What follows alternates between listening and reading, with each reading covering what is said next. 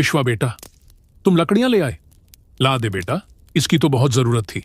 हाँ काका, ये लो आपकी लकड़ियां। लेकिन बेटा, मैं आज तुम्हें इन लकड़ियों के पैसे नहीं दे पाऊंगा। अभी बेटे ने शहर से पैसे नहीं भेजे हैं। कोई बात नहीं काका, जब आपके पास पैसे आ जाए तब दे देना। तू सदा खुश रहे बेटा, भगवान हमेशा तुझ खुश रहे। धन्यवाद काका, बस आपका यही आशीर्वाद चाहिए।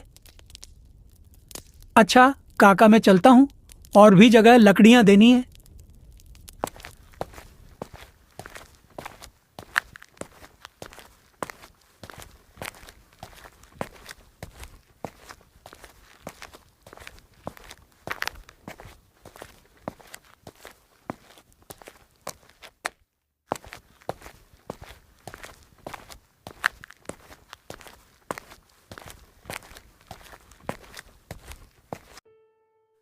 मनोहर चाचा, ओ मनोहर चाचा, लकड़ियां लाया हूं। हाँ, आता हूं आता हूं।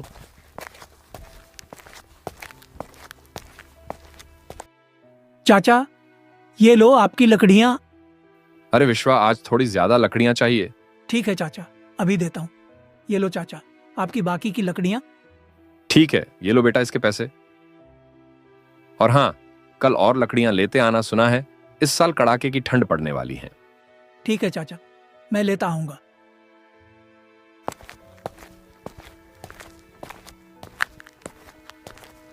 सारी लकड़ियां बेचने के बाद विश्वा घर को निकल पड़ता है। तभी अचानक जोरों की हवा चलने लगती है। हे भगवान, हवा तो बहुत तेज हो गई है। मुझे जल्द ही घर पहुंचना चाहिए। अगर ठंड लग गई तो बीमार पड़ जाऊंगा। हे भगवान, बस किसी तरह घर पहुंच जाऊं तो इस ठंड भरी हवा से बच जाऊं। हे भगवान, कहाँ रह गए वो? इतनी तेज हवाएं चल रही हैं, अभी तक घर नहीं आए। मैंने कितनी बार कहा है उन्हें कि घर जल्दी आ जाया करिए, ठंड का समय है, लेकिन वह है कि मेरी बात सुनते ही नहीं।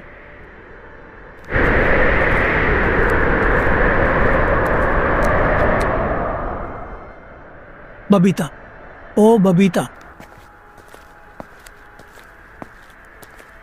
आ गए आप। आपको मैंने कितनी बार कहा है कि ठंड का समय है, शाम होने से पहले घर आ जाया करो। ठंड में शाम को बहुत ठंडी ठंडी हवाएं चलती हैं। चलिए चूल्हे के पास बैठ जाइए, मैं खाना गर्म कर देती हूँ। हाँ बबीता, तुम ठीक कह रही हो। बाहर ठंड बहुत ज्यादा है। कल से मैं और सुबह जल्द घर से निकल जाया करूंगा और शाम होने से पहले सारा काम निपटाकर घर आ जाया करूंगा।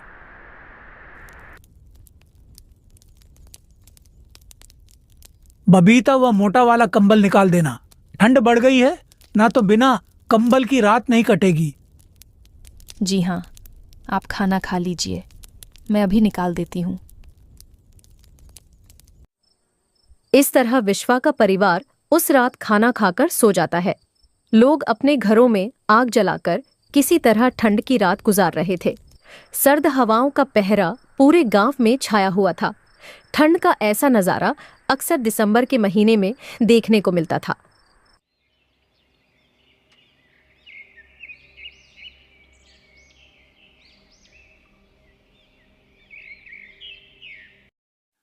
अरे भगवान, सुनती हो, जरा गर्मा गर्म चाय दे दो। चाय पीकर मैं काम पर निकलूं। हाँ, बस अभी लाई। ये लीजिए आपकी चाय।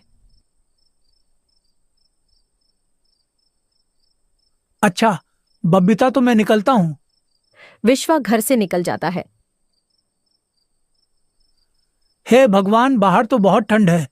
जल्दी से जंगलों के लिए निकल जाता हूँ, तभी शाम होने से पहले घर आ पाऊंगा।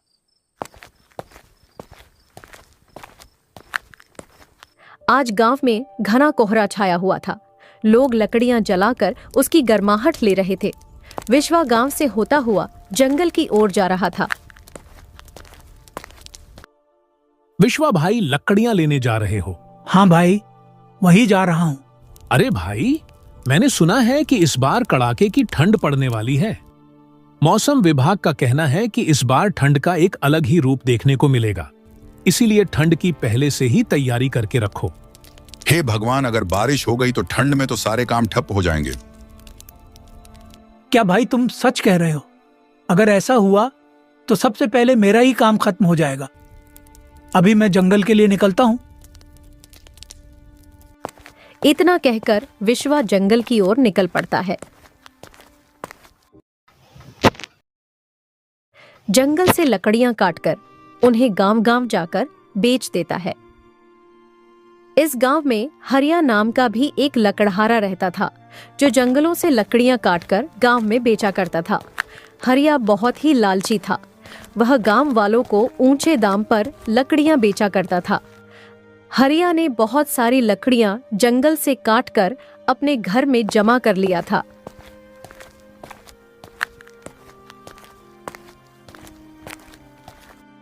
अरे, आप इतनी सारी लकड़ियां केवल जमा करे जा रहे हैं।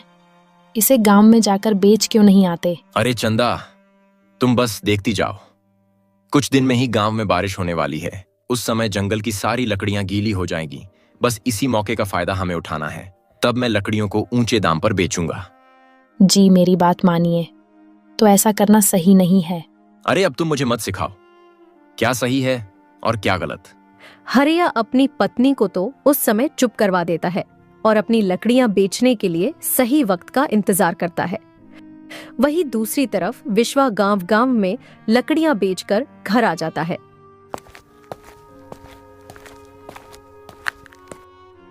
रात का समय था। अंधेरी रात में आसमान में बिजली की गड़गड़ाहट के साथ तेज बारिश शुरू हो जाती है।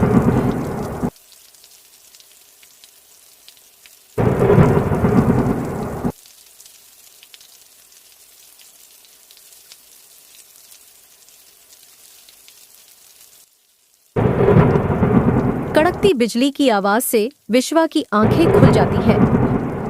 उसने दरवाजे के पास जाकर देखा। हे भगवान, ये तो बहुत जोरों की बारिश हो रही है।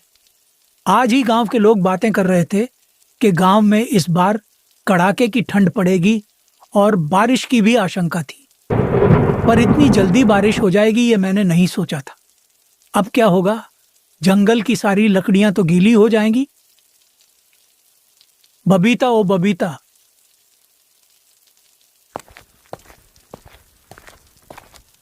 जी, क्या हुआ? ये देखो बबीता, जोरदार बारिश शुरू हो गई है। हाँ, बहुत जोरदार की बारिश हो रही है। इतनी तेज बारिश तो कभी नहीं हुई। हवा भी बहुत जोरों की चल रही है। चलिए अंदर वाले कमरे में चलते हैं। यहाँ ज्यादा देर रहे तो ठंड से बीमार पड़ जाएंगे। अब क्या होगा? जंगल की सारी लकड़ियां तो गीली हो जाएंगी। जी, आप चिंता मत कीजिए। ठंड की पहली बारिश है, सुबह तक बंद हो जाएगी। ऐसा सोचकर वह दोनों सो जाते हैं। पूरी रात बारिश होती रही। बिजली की गड़गड़ाहट की आवाज सुबह तक सुनाई दे रही थी। बारिश थी जो बंद होने का नाम ही नहीं ले रही थी। अरे बबीता, सुबह हो गई लेकिन बारिश अभी तक बंद नहीं हुई। अगर ये बारिश बंद नहीं हुई तो मैं लकड़ियां कैसे बेचूंगा? जी, बारिश तो रात से हो रही है। पूरा गांव बारिश में भीगा हुआ है। ठंडी हवा भी बहुत चल रही है। चलिए अंदर वाले कमरे में चलते हैं। दोनों आग जलाकर वहां बैठ जाते हैं। आग की गर्माहट से कमरा थोड़ा गर्म हुआ, मगर बारिश की वजह से ठंड और भी ज्यादा बढ़ चुकी थी। लगातार होती बारिश ने गांव वालों को परेशान कर दिया। बारिश ने बंद होने का नाम नहीं लिया।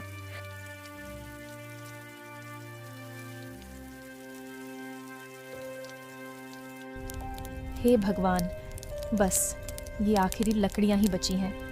अब तो लकड़ियां भी नहीं रह गई और यह बारिश तो बंद होने का नाम ही नहीं ले रही है। बबीता के इतना कहते ही बारिश अचानक बंद हो जाती है। बबीता, लगता है भगवान ने तुम्हारी सुन ली। बारिश बंद हो गई। हाँ, बारिश तो बंद हो गई, लेकिन लकड़ियां तो फिर भी नहीं ला पाएंगे। जंगल की लकड़ियां गीली हो गई होंगी। एक काम करते हैं, गांव में सरला काकी से कुछ उपले मांग लाती हूँ। कुछ दिन का तो चल ही जाएगा। बिना आग के इस ठंड में तो बिल्कुल गुजारा नहीं है।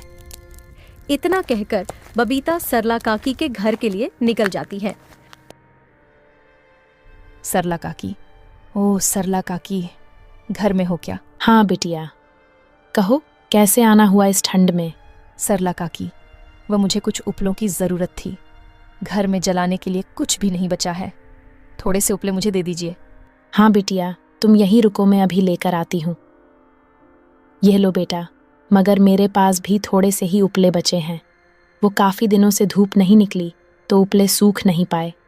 इससे ज़्यादा मैं तुम्हें नहीं दे पाऊंगी। तुम इससे ही अपना काम चला लेना। ठीक है काकी, इसके कितने पैसे हो गए? अरे बिटिया, अब मैं तुझसे भी पैसे लूंगी क्या? कितनी बार विश्वा मुझे मुफ्त में लकड़ियां देकर गया है। अगर मैंने इन उपले के तुझसे पैसे लिए तो मुझे बहुत पाप लगेगा। तू ऐसे ही ले जा बिटिया। ठीक है काकी, आपका बहुत बहुत धन्यवाद। उपले लेकर बबीता घर की ओर निकल पड़ती है। तभी रास्ते में अचानक जोरदार बारिश होने लगती है। हे भगवान, यह कड़ाके की ठंड और अब ये बारिश, लगता है प्रभु जान ही लेकर मानोगे। बस जल्दी घर पहुंच जाऊं तो इस बारिश से छुटकारा मिले। भीगते भीगते बबीता घर पहुंच जाती है। अरे तुम तो पूरी भीग गई हो। जाओ जल्दी से कपड़े बदल लो, वरना ठंड लग जाएगी। बबीता कपड़े बदलकर आग के पास बैठ जाती है। वहीं दूसरी तरफ हरिया को जिस मौके की तलाश थी वह आ चुका था। हरिया अपनी लकड़ियां लेकर गांव की ओर निकल पड़ता है। अरे हरिया, लकड़ियां लाया है? ला, जल्दी दे दे। ये लो काका अपनी लकड़ियां। इसकी बहुत जरूरत थी। ये लो हरिया, इसके पैसे। काका, ये तो केवल 20 रुपए हैं। 20 रुपए और लगेंगे। क्यों? विश्वा तो 20 रुपए में ही लकड़ियां देकर जाता है। काका, आपको तो पता ही है कि बारिश कितने दिनों से हो रही है। जंगल की सारी लकड़ियां गीली हो गई हैं। गांव में अभी लकड़ियों की बहुत कमी हो गई है, इसीलिए लकड़ियों के दाम भी बढ़ गए हैं। अगर आपको चाहिए तो आपको इसके 40 रुपए देने होंगे। विश्वा भी शायद आपको लकड़ियां ना दे पाए, क्योंकि मैं यह लकड़ियां बाजार से खरीद कर लाया हूं और मुझे भी यह काफी महंगी ही मिली है। ठीक है, ये लो बाकी के 20 रुपए। इस तरह हरिया पूरे गांव में लकड़ियां बेच देता है और उसको लकड़ियां बेचकर काफी अच्छी कमाई हो जाती है।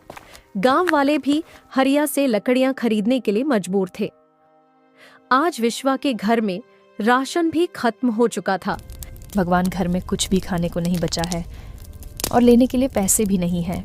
आप जाइए ना, गांव में देखिए कुछ खाने के लिए मिल जाए, नहीं तो लाला की दुकान से उधार ही लेते आना। ठीक है बबीता, मैं जाता हूँ। पूरा गांव कोहरे में डूबा हुआ था। विश्वा खाने की तलाश में निकल पड़ता है और लाला की दुकान पर पहुंच जाता है।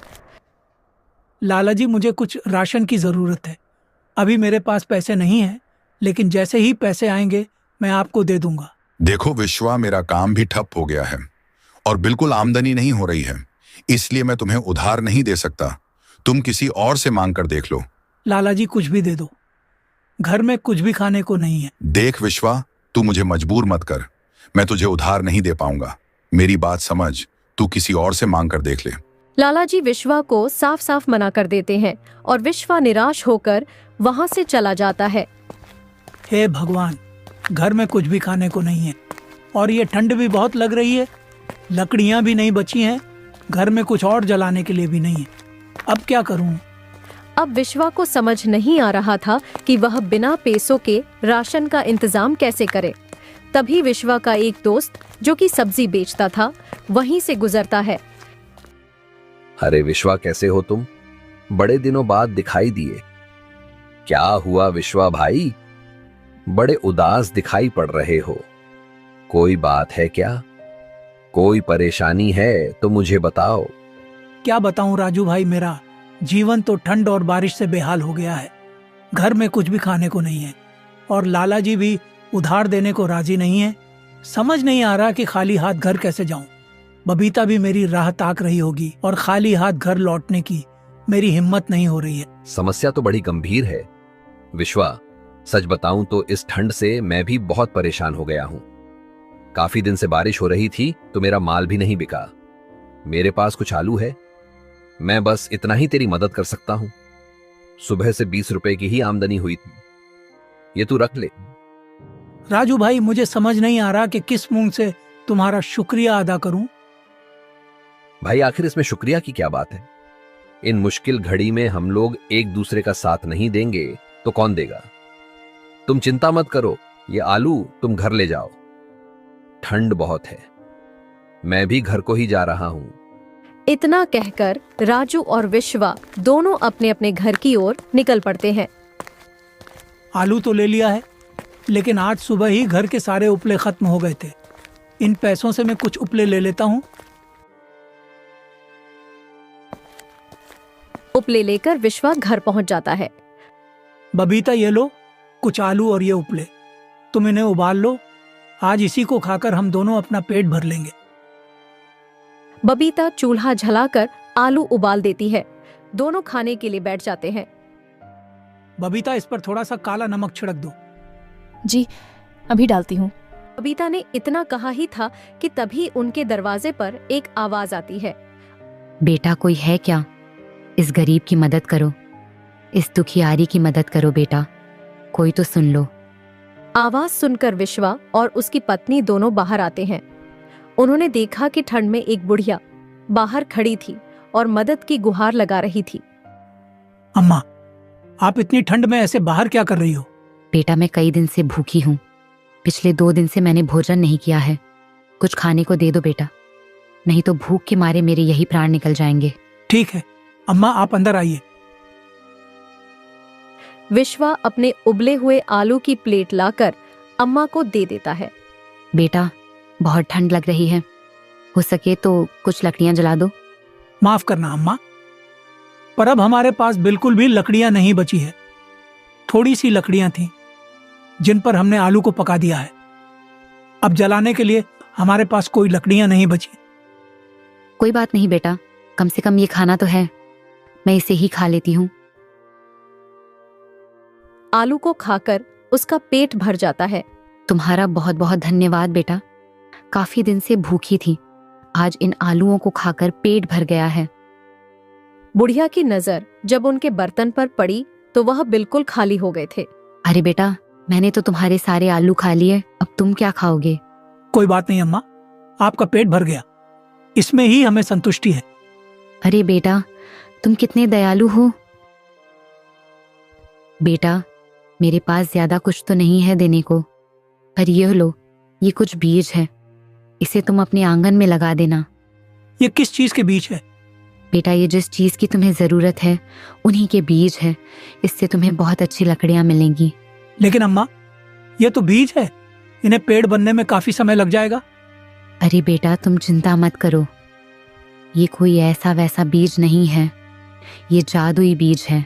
तुम इसे बस अपने घर के आंगन में लगा देना, फिर इसका कमाल तुम अगले दिन देखना। अच्छा बेटा, तो मैं चलती हूँ। अम्मा, आप इतनी ठंड में आप कहाँ जाएंगे? आप यहीं पर रुक जाइए। नहीं बेटा, मैं जिस काम के लिए आई थी वह पूरा हो चुका है, अब मुझे जाना होगा। इतना कहकर अम्मा वहां से चली जाती है। चलो हम इस बीज को अपने आंगन में लगा देते हैं।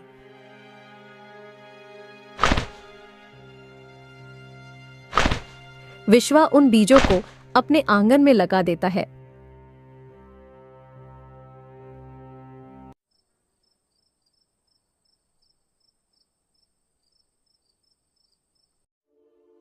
जब सुबह होती है तो विश्वा को उन बीजों की याद आती है और वह उन्हें देखने के लिए बाहर आता है।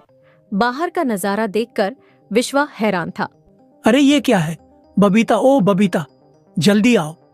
बबीता भी वह दृश्य देखकर हैरान थी। अरे ये कैसे हुआ? विश्वा द्वारा लगाए गए बीज अब पेड़ बन चुके थे। यह देखकर विश्वा और उसकी पत्नी बहुत खुश होते हैं। अरे यह तो सच में जादुई पेड़ है। जी, अब तो हमें लकड़ियों की बिल्कुल कमी नहीं होगी। हाँ, तुम ठीक कहती हो। मैं अभी लकड़ियों की कटाई कर लेता हूँ और फिर मैं इन्हें गांव में बेच दूंगा। लकड़ियों को काटकर विश्वा गांव की ओर निकल पड़ता है।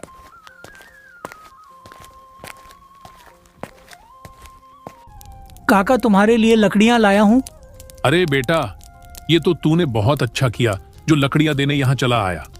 2 दिन से ठंड से परेशान थे, जलाने के लिए एक भी लकड़ियां नहीं बची हैं। पिछले 2 दिनों से हरिया भी लकड़ियां देने नहीं आ रहा। काका, अब आपको चिंता करने की जरूरत नहीं है, मैं आपको रोज लकड़ियां समय पर पहुंचा दिया करूंगा। लेकिन विश्वा बेटा, तुम्हारे पास ये लकड़ियां कहां से आई? काफी दिन से सूरज तो निकल नहीं रहा, फिर ये सूखी लकड़ियां तुम कहां से लेकर आए? काका बस ये समझ लो, ये भगवान का चमत्कार है। अच्छा काका, अब मैं चलता हूँ और गांव में लकड़ियां देने जाना है। इतना कहकर विश्वा आगे निकल जाता है, लेकिन यह सब होते हुए हरिया अपनी आंखों से देख रहा था और सच्चाई का पता लगाने के लिए हरिया ने विश्वा का पीछा करना शुरू कर दिया। जी, आ गए आप। लगता है आज सारी लकड़ियां बिक गईं। हाँ बबीता, अब हमें कभी दूसरी जगह से लकड़ियां लाने की जरूरत नहीं पड़ेगी। अब हम इसी पेड़ से लकड़ियां काट लिया करेंगे। हाँ जी, भला हो उस अम्मा का जिसने हमें यह जादुई पेड़ दिया है। इस पेड़ की लकड़ियां तो कभी खत्म ही नहीं होगी। अब हम इन लकड़ियों को बेचकर अपने घर की स्थिति को ठीक कर लेंगे।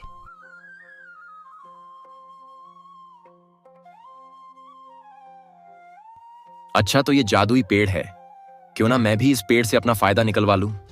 ऐसा सोचकर हरिया उस समय तो वहां से चला जाता है, लेकिन रात के समय विश्वा के घर के पास आकर वह उस पेड़ से लकड़ियां काट लेता है और उसे अपने घर ले जाता है।